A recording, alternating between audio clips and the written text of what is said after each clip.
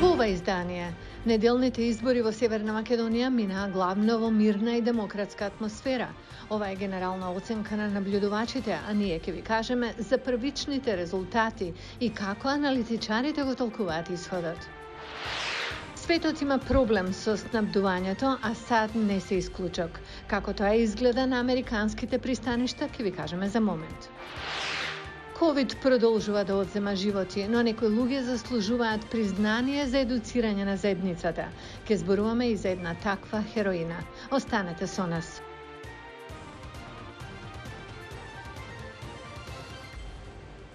Добро вечер. Ова е ТВ журналот Newsflash на гласот на Америка на македонски. Јас сум Лилица Китановска. Почина Колин Пауел од компликации на ковид. Веста во САД е примена со изненадување и голема жалост. Повеќе за реакциите следете на нашите платформи во текот на денот. А сега се префрламе во Северна Македонија.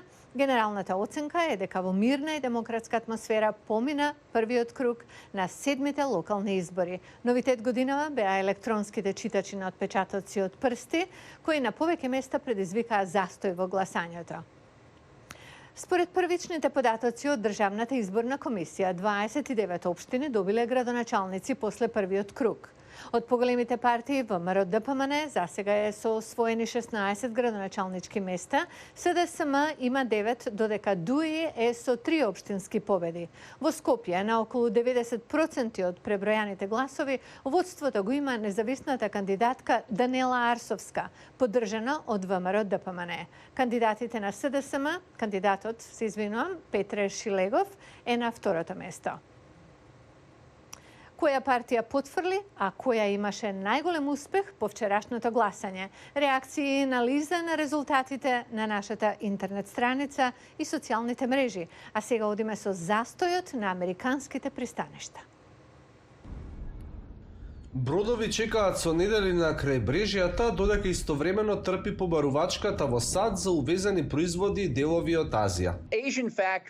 Азиските фабрики имаат рекорден број на нарачки, но се уште не можат да ги задоволат потребите на нашите американски увозници.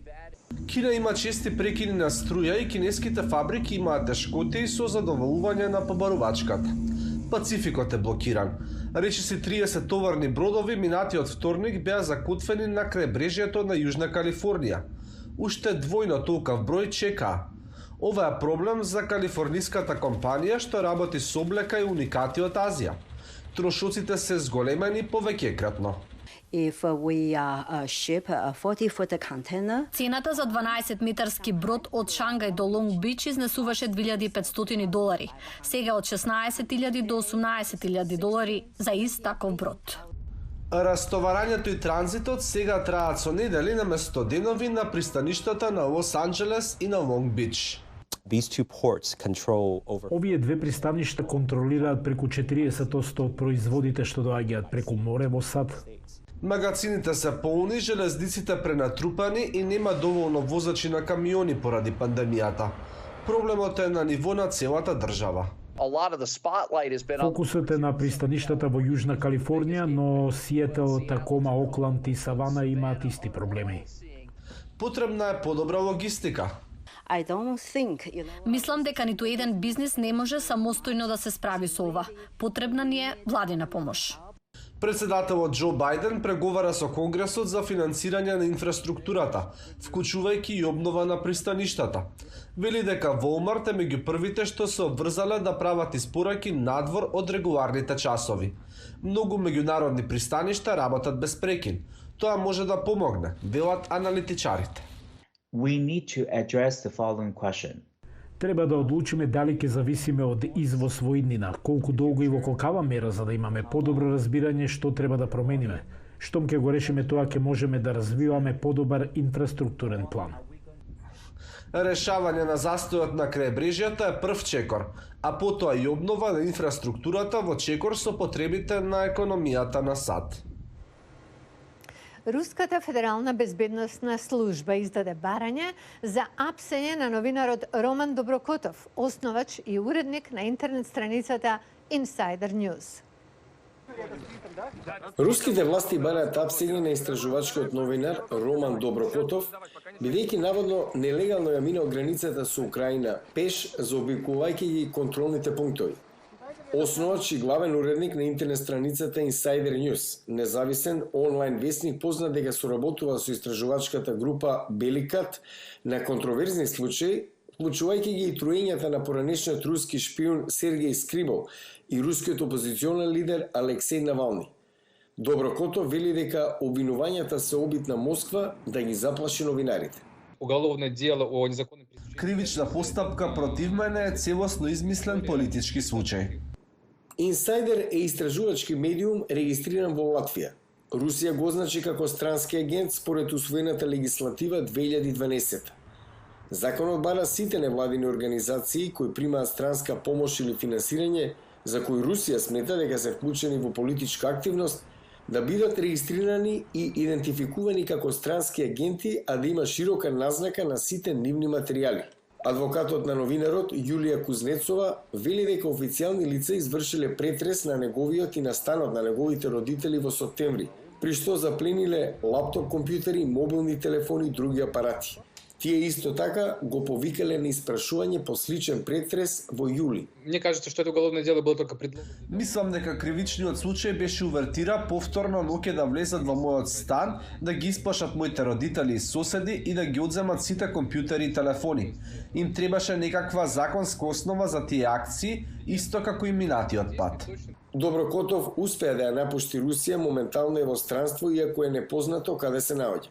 Неговата сопруга со децата останале во Москва. Просто невозможно работать, небезопасно, поэтому... Не беше безбедно, немав избор. Би сакал да можам да продолжам да живеам во Русија и се обидував да останам до последен момент. Но сите што ме знаат дека ги игнорирав сите повици да заминам уште од 2018-та. Луѓето се обидоа да ме убедат дека останувањето во Русија е премногу опасно. Но останав на тој брод што тонеше до моментот кога веќе не можев, зашто агентите беа постојано до мене. Инсайдер продолжува со работата, но со големи промени. Ако претходно имавме 70% од нашиот тим да работи од Русија, сега таа бројка изнесува 30%. Но кога ќе вработуваме нови луѓе, тоа ќе бидат новинари од Русија, кои останале без работа зашто нивните медиуми биле принудени да затворат. Ако биде прогласен за виновен за сите обвиненија, Доброкотов може да добие 2 години затвор. Медицинска сестра и мајка на 2 деца одлучила да ја помогне на заедницата со факти за COVID-19 преку Facebook. Еве ја приказната. Со ширењето на пандемијата во САД, медицинската сестра Ли Харпер Чен се посвети на начините да ја помогне на својата заедница во Арлингтон, Вирџинија и покрај долгите исцрпувачки смени. I was scared. Бев уплашена и сакав да го победам тој страв со факти. Сакав да најдам добри информации за споделување со кои можам да помогнам и во едукација на другите. Харпер Чен стана активна членка на локалната група на Facebook за Арлингтон, каде споделуваше вести за коронавирусот и се бореше со дезинформации. Незината активност не остана незабележана. Локалните жители ја номинираа за наградата Херој на заедницата на општина Арлингтон за COVID-19. Arlington has done such an exceptional job. Арлингтон направи добра работа во демонстрирањето на издржливост и грижа еден за друг.